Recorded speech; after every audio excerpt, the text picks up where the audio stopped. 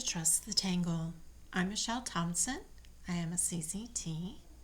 And today we're going to continue our journey in learning to tangle together. Yesterday, or in the last video I should say, we did the first 4 steps of the Zentangle method, and today we're going to do the last 4. So the first 4 were gratitude and appreciation, corner dots, border, and string. Today we're going to work on tangle, shade, initial and side, and appreciate again. So in the last video we talked about the 4 dots and creating the frame, connecting those dots, and then adding a string. And our first string that we did was the Z string. So today we're going to fill that in with some tangles. So I've put my pencil aside, I've got my ink out, and I'm ready to go.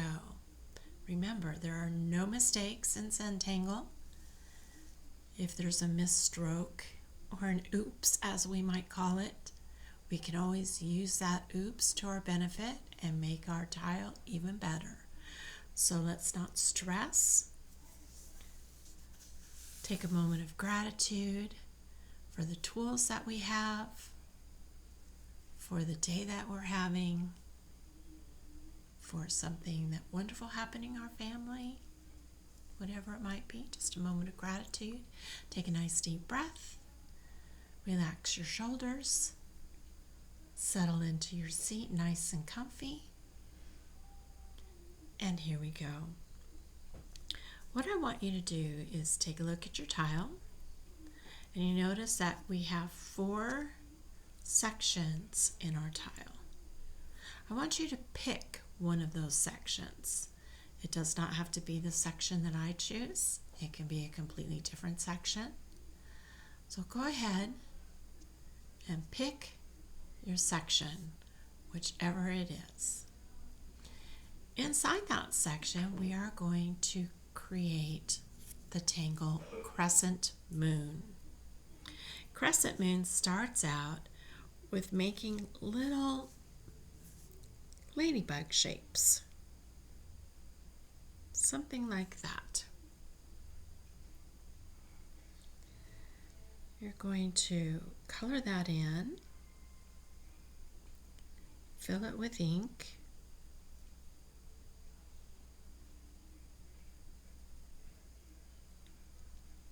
your ladybugs don't need to be large.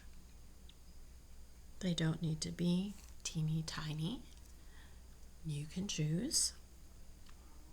You can watch for a bit before you decide to do your own ladybugs. It's completely up to you. So my string went along this way, so I'm going to continue on that string and make another ladybug shape.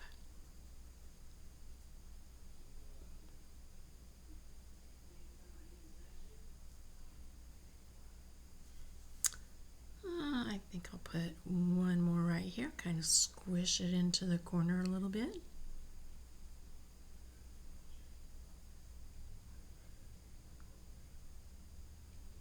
And I'm going to continue that all the way around in this section. Now, I don't want to draw my ladybugs upside down because I know me, they're not going to turn out very nice. So I'm going to turn my tile so my wrist and my hand stay in the same spot.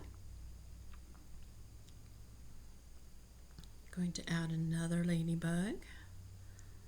Oh, notice how that ladybug ended up being smaller than these other ones.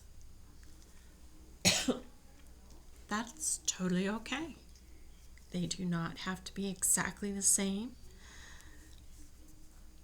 I'm going to put one more right about here. Make him a little bit bigger.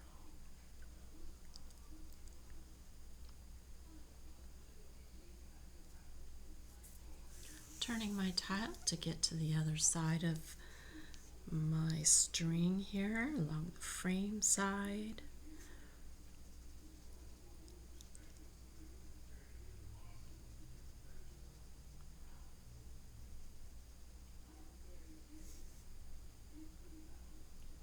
Put one more right here.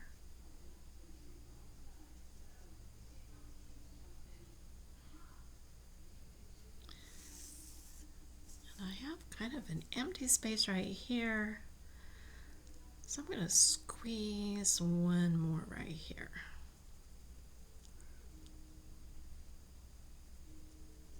I left a little bit of space here, and you'll see why in just a moment. All right, now that's our beginning. Now we're going to add what Zentangle calls auras. All that auras are is a duplication of the shape a little bit of a space away. If that makes any sense. So what I'm going to do, I'm going to move away from my little ladybug, and I'm going to draw a line that's the same shape. This is called an aura. I'm going to continue around to all of my ladybugs. Now my auras can be farther away or closer. Sometimes it depends on the pen that I have in my hand. If I have a fine 01, my auras are a little bit closer together. If I have an 8, well, my auras are a little bit farther apart. Here we go, all the way around. So every ladybug will have one aura. Okay. I'm going to go around again, adding another aura. Now you notice how this one is right close together. So I can't come down here. So I'm going to step up just a little bit onto that ladybug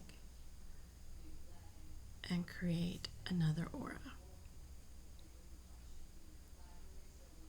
I'm going to go around to every one, and notice this one stops at my frame. So I'm going to imagine that my crescent moon here has gone behind my frame. There we go again.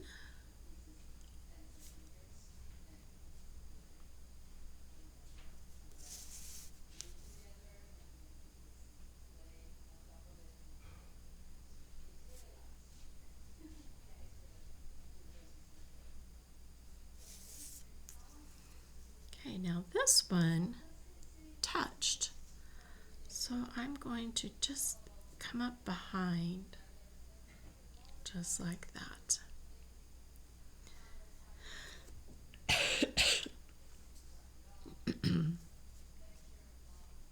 All right, let's see. I'm going to skip this one here, and I'm going to come to this next one, just because.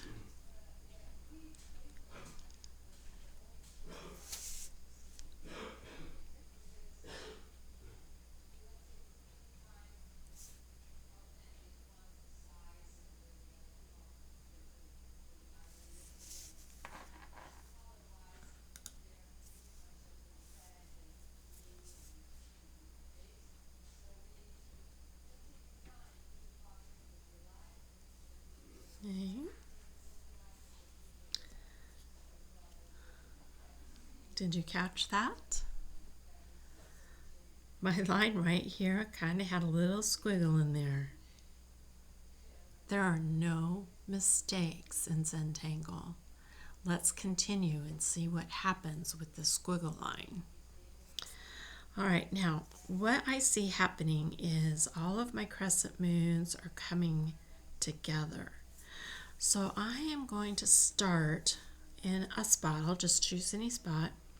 I'm not going to touch anything. I'm just going to come down here. and stop. So now I am putting in an aura for this very odd shape that has been created. And notice I can't go any farther, so I'm going to stop right there. I'm going to come back over here and continue.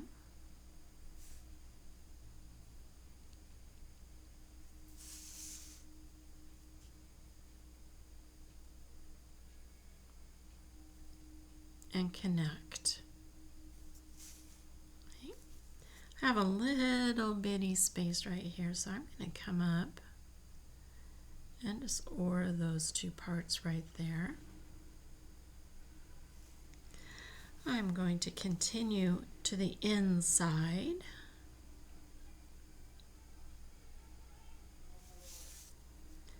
Trying to keep my aura equal distance as I go. Remembering to check the grip on my pen, keeping it soft. If it's a little tight, I'm going to release. Okay.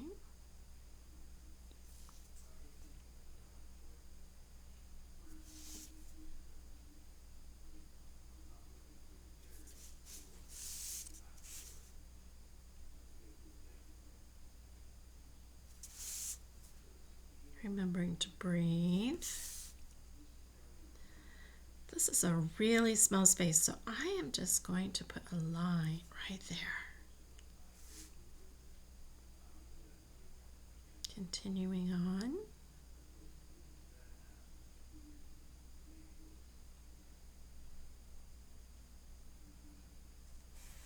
Until there's no more room. And there we have Crescent Moon. I just noticed right here, got a little bit of space. All right.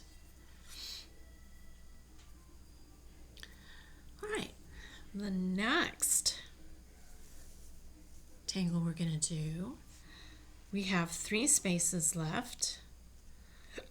Go ahead and choose one of those spaces. It doesn't have to be connected to the tangle we just did. You could go to the opposite end if you want to.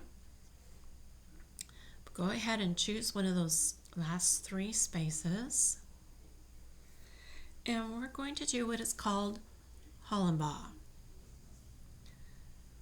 And basically what it looks like, what it makes me think of is boards that are piled up on top of each other, kind of skitter scatter. So within your space, what you're going to do, you're going to draw your first line, and it can be anywhere in that space you choose. So I think I'm going to go from here all the way across. Now I'm going to aura that line, except I'm going to be a little bit wider.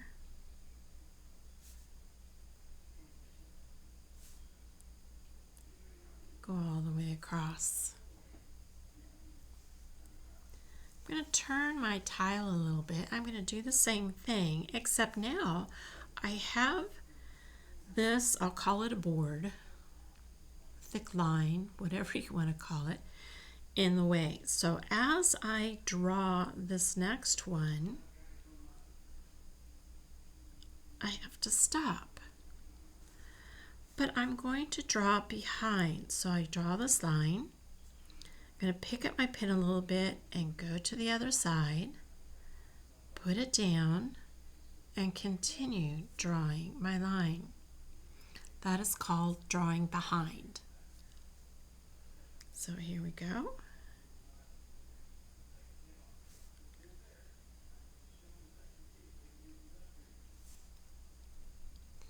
And I'm going to continue doing that, just kind of random spots. You do the same, remembering to stop and draw behind.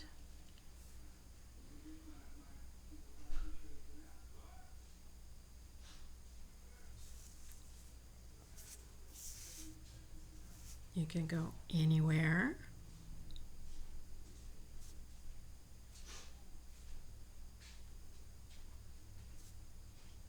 Skitter, scatter, any way you like to go.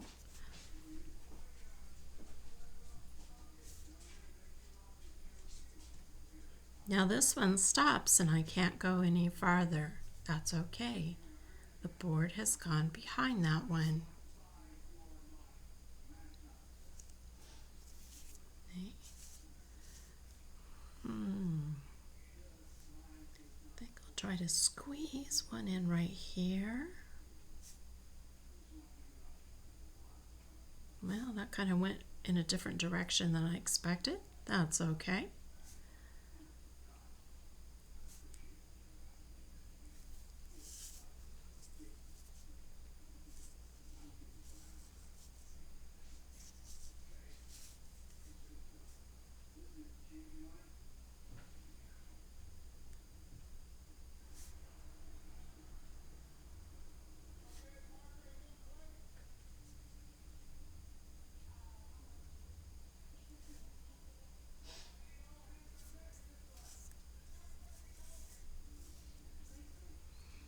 Kind of turn around, decide if you want to add more.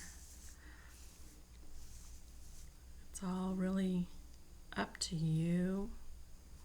I think I'll go this way.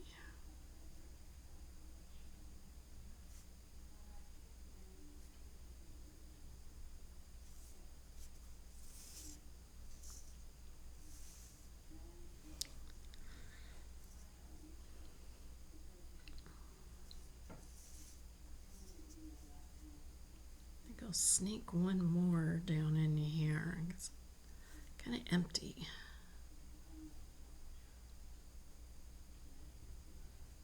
And that one's just peeking through. Okay.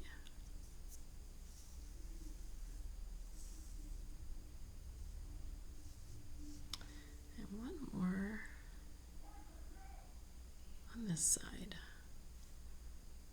Drawing across. This one just barely makes it behind there. Drawing behind. All right.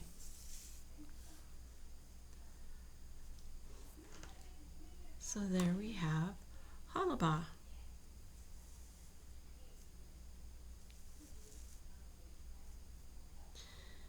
Now, Crescent Moon comes from Zentangle ink. That was created by Zentangle ink. The Hollibaugh was actually created by Nick Hollibaugh. There you go. All right. Our next one will go in one of these two. I have two left. You should have two left. Your two could be these two. It could be these two. It could be these two. Depends on what you chose. So you have two left. Pick one.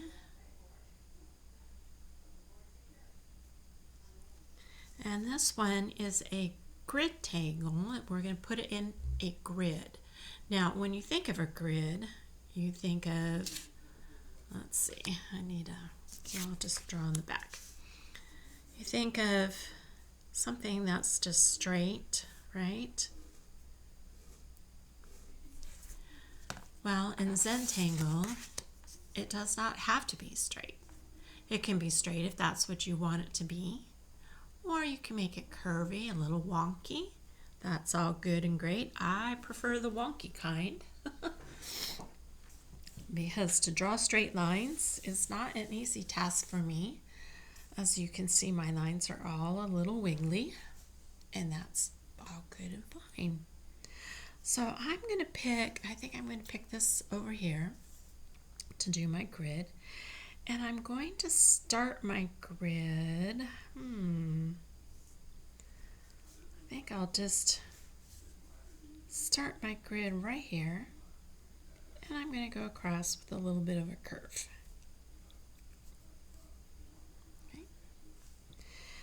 And I'm going to be thinking of squares, so I want to make my grid have squares in them, although they'll be a little wonky. So I need some space in between to make those squares. So I'm going to aura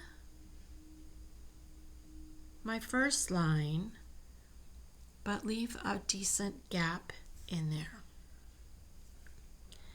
And I'm going to aura again. Flip it over here because I need to aura on this side. Trying to follow the shape of that line the best that I can. Again, does it have to be perfect? No, sirree, it doesn't. All right, so I have that part of my grid. Now I need to do my adjacent lines. And let's see, I think I will, I'll start right here, just kind of go across.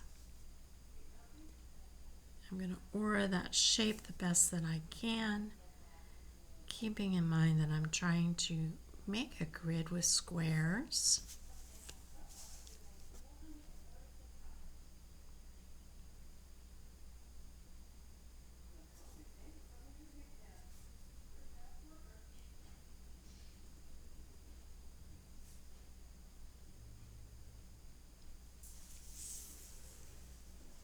Is that a perfect grid?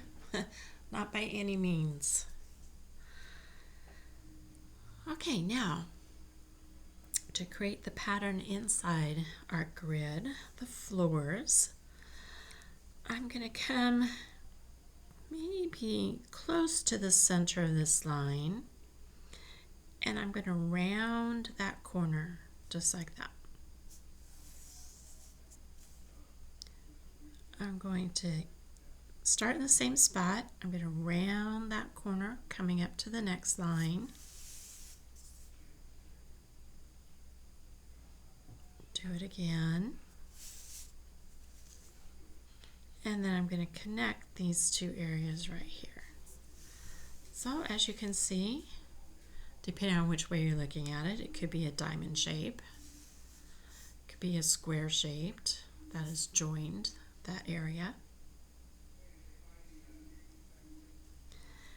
Now I'm going to ink that area in.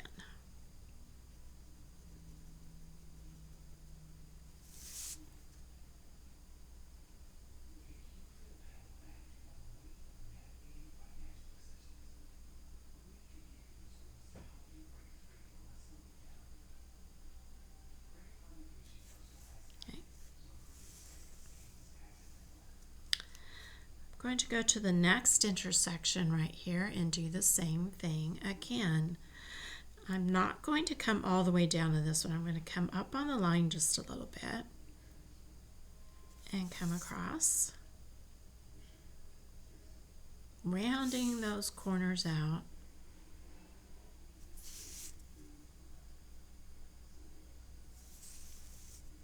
And ink it in.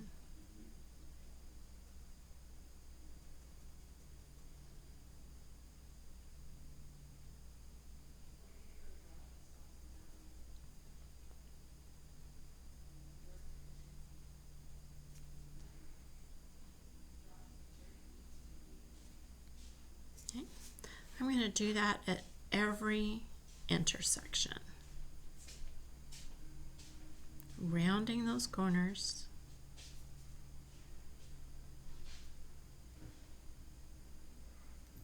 Inking it in.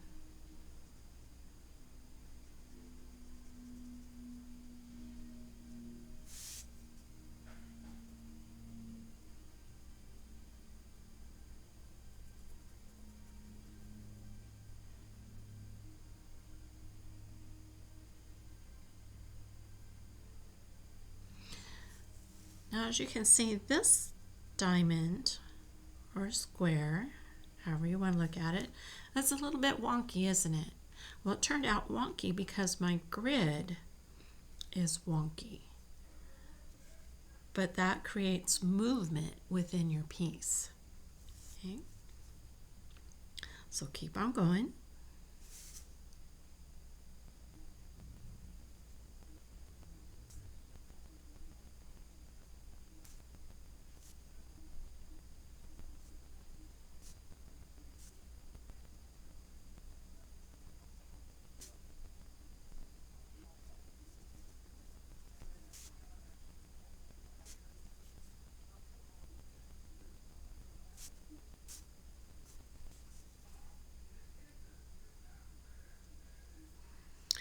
All right, as I'm getting to the edge, there are some areas that aren't going to have a full diamond or box shape going on. This one right here connects right there, but I don't have the other side. So I need to pretend in my head that I see it. So here is the side. And I'm thinking this one will probably go out this way.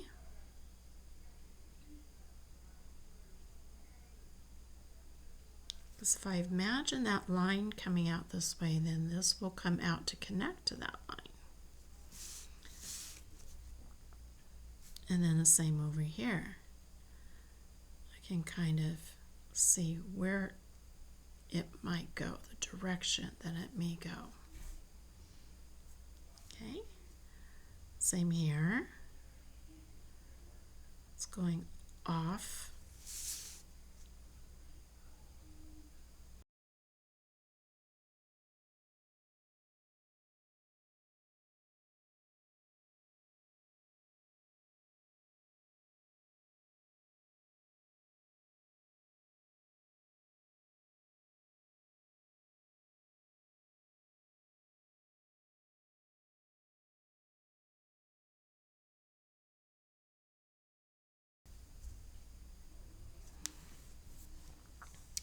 All right, so there we have Florz.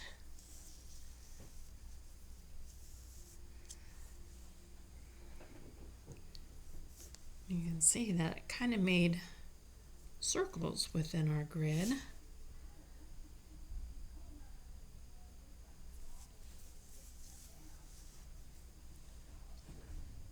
Okay. All right. Now we have one space left, and in that space we're going to do a tangle called Quible.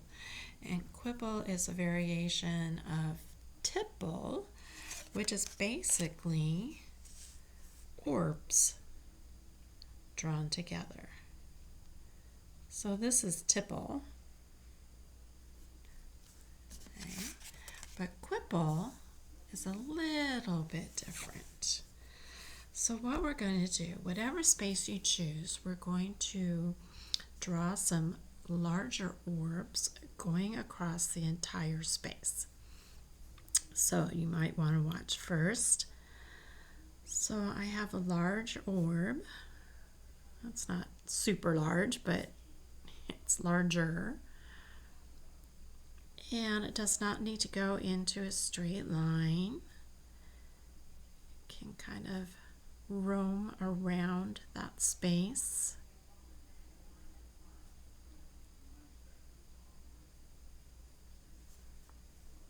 Okay.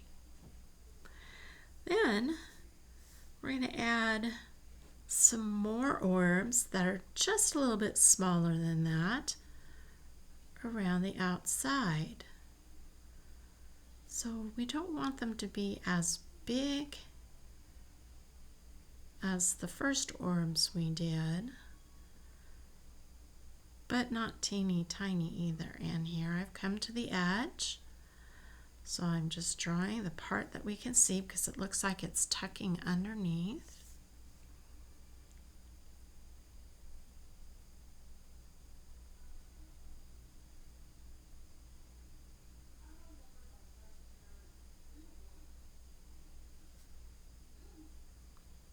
Trying to make my orbs touch one another. If there's a little bit of space in between, that's no problem. You can see I have a little white space right here. I can fill that in. Kind of ink that in a little bit. That's totally fine.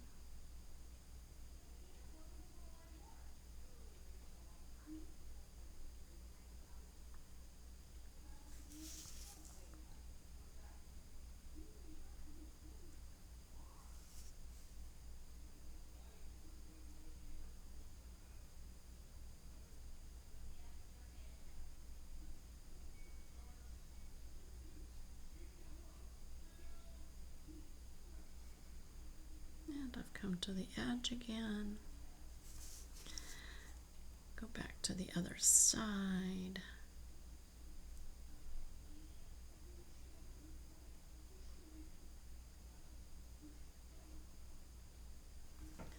All right, now for the rest of this area, we're going to put in smaller orbs. Just little ones. So we're going to fill in all the rest of the space with smaller sized orbs.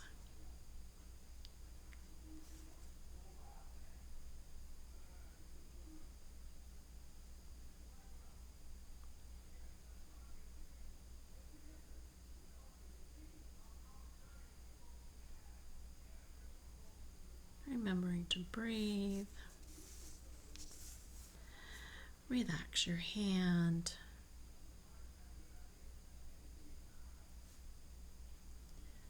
Enjoy the process.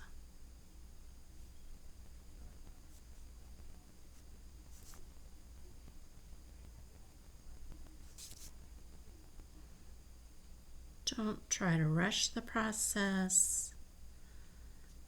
Slow down if you're going too fast.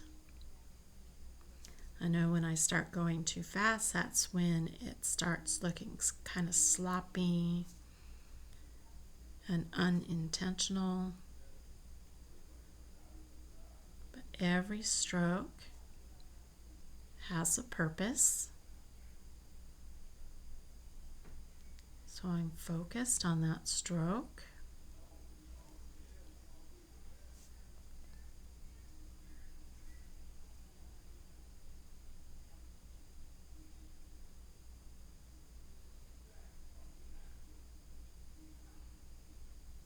Now, are my orbs all the same size? Not necessarily. I've got some really teeny tiny ones, some that are a little bit bigger. I want to keep them in the range of being the same size, but I am by far not perfect.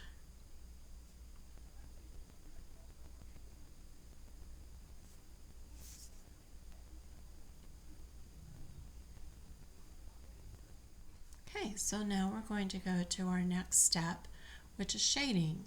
You're going to need your graphite pencil and a tortillon. If you do not have a tortillon, a Q-tip works just as well. So please use whatever you have. Now, as I'm shading, I'm not looking to where the light is coming from. I'm shading to create a 3D effect or add some texture, some depth to my creation. And when I'm shading, my pencil is on its side. I'm not up and down, because when I do that, it scratches the paper. It really doesn't add the graphite the way I want it. It's on my side. My tip is sharp, so I want my tip to go into the area that I want to shade. So, for example, I have this board right here, and it is overlapping this board. So this board is going behind, which means there's going to be a little bit of a shadow right here. So I'm going to add a little bit of graphite. It's the same thing right here and right here. I'm going to flip my tile and do the same thing on the other side.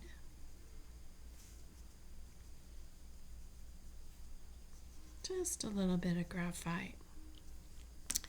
Now I'm going to pick up my tortillon, and with little teeny circular motions, I'm going to draw that graphite out just a little bit on either side.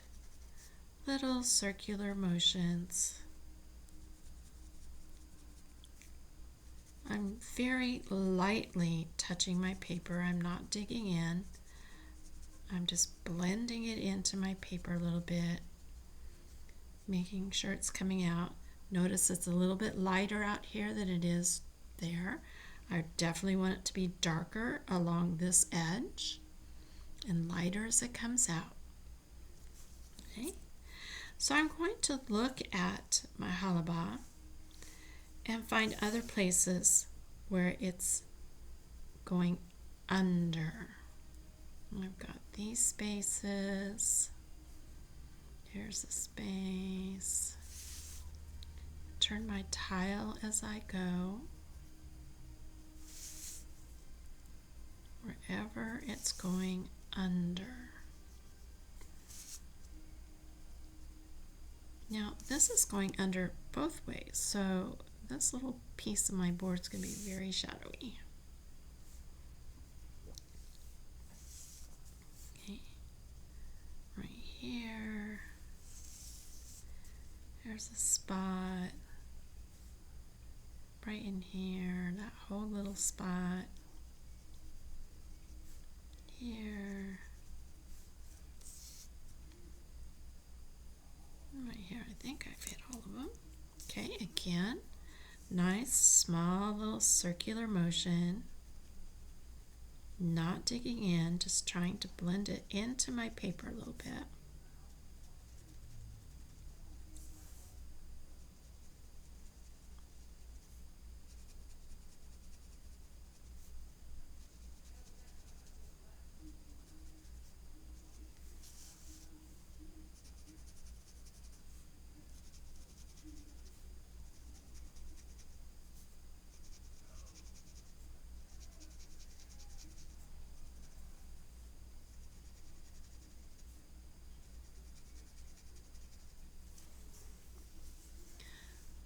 So now you see how it's created some depth in here. I could go farther and shadow in all of these areas if I like. It is not necessary.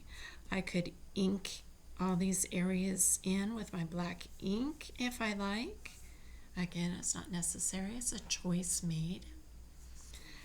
But what I do want to do is right along this part of my Z line. Oh, kind of goes this way, doesn't it? I want to go along there.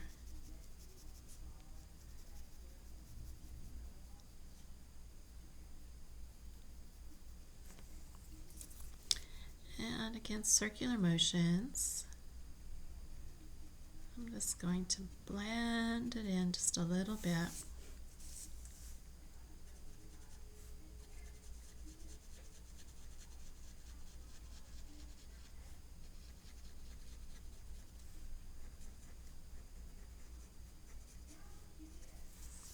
So it kind of looks like now one is overlapping the other, so it gives that 3D-ish effect. I'm going to come down here to my Quible, and I'm going to do the same thing right along here.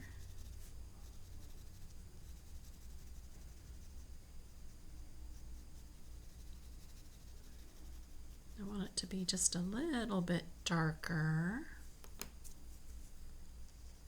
Bringing in those little circle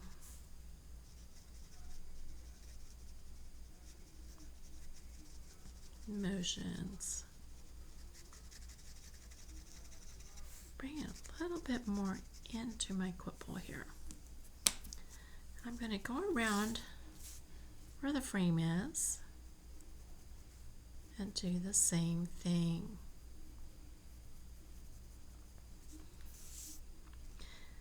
Do you have to do all of this shadowing?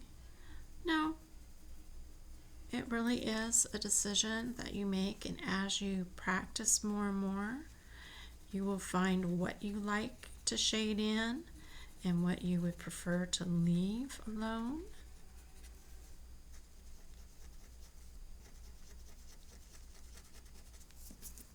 A little bit more down here. There we go.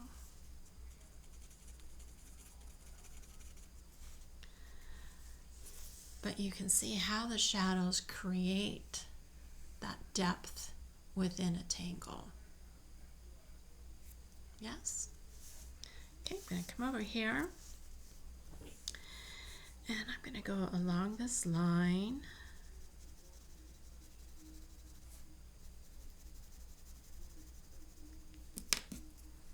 I'm going to push it out towards Florz.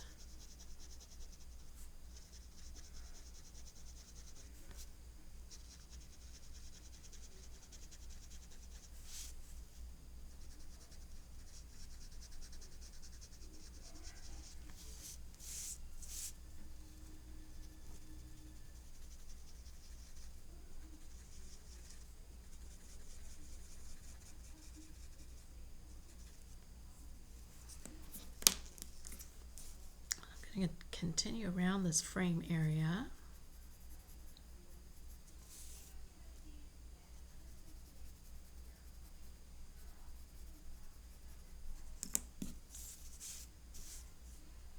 Again, I'm going to bring it into my Florz tangle.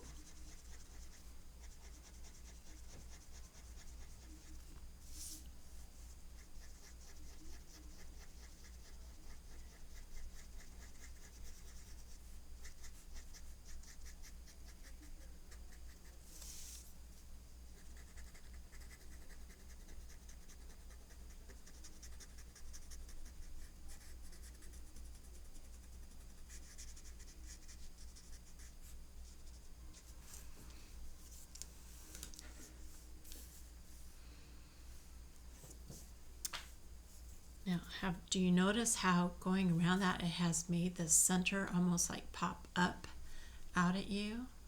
Is that not cool? That's so cool.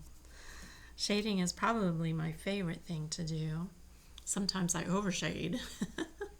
So you can kind of make a mess out of things if you get too much graphite. All right, over on my Crescent Moon, I'm just going to go along the frame area.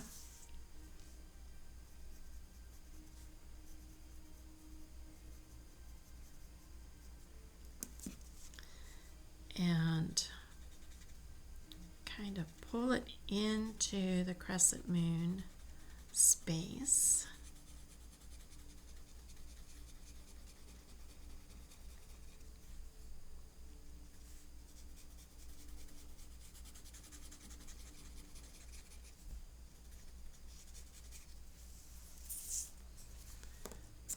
Maybe just make it just a little bit darker right here, I think. The thing with your graphite, if you start light, you can always add more if you want. But if you start too dark, you can't take away very easily. So it's better to do layers. All right. There we go. Now, there is no right or wrong way of shading. It's just the artist's eye that decides what to do. Notice here I don't have any shading going on. I don't have to have any shading going on if I choose.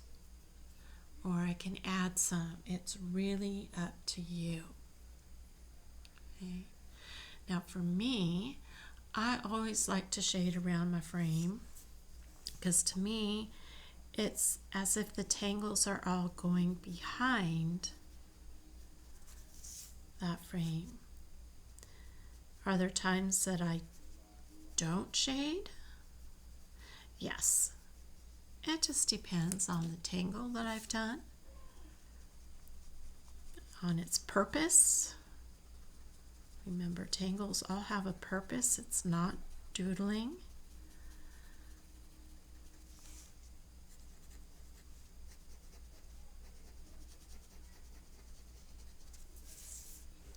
So you can see how that changed that just a little bit. Yes? I could go into these circles a little bit.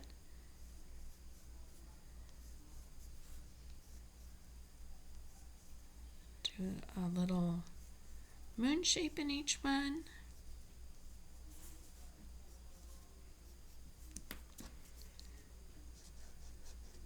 And blending that in just a little bit. I'm just going along the line, pressing it into the paper, blending it into the paper.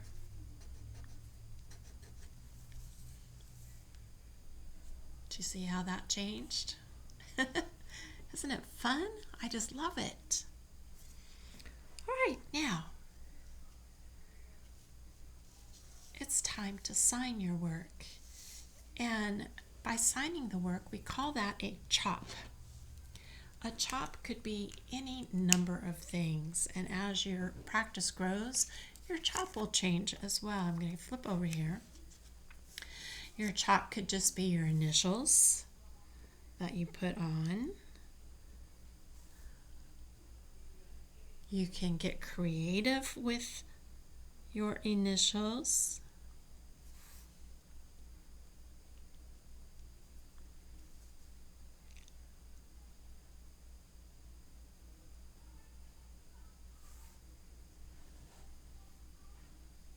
You can make a symbol with your initials.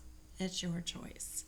But at this point, your initials are just fine. You can choose any place you want to put your initials. Your chop, let's call it what it is. Okay. I think I'm going to put mine over here.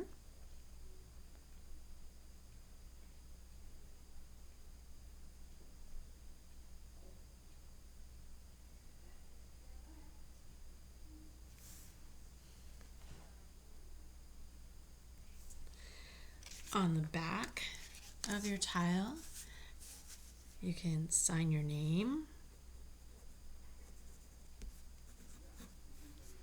You can add the date. You can add a comment, maybe what your day was like when you made this, maybe a comment about the tangles that you made, how it made you feel. It could be anything that you like. Do you have to have all this back here? Nope. It's totally up to you. Now for the last step. Appreciate. To appreciate your tile, you can turn it. Look at different perspectives. Zentangle is not designed to be upright, upside down, otherwise it is turnable. Put it at arm's length and take a look at it and appreciate the beautiful piece of art that you just created. And if you would, please go to my Facebook group, Trust the Tangle. Join the group. You'll have to answer a couple of really quick questions. No big deal. And I'll let you in. And once you're in, please take a picture of your piece of art and post it so that we can all share our beautiful creations together. Thank you for joining me. The next video will be about our V string. So until then, it is farewell.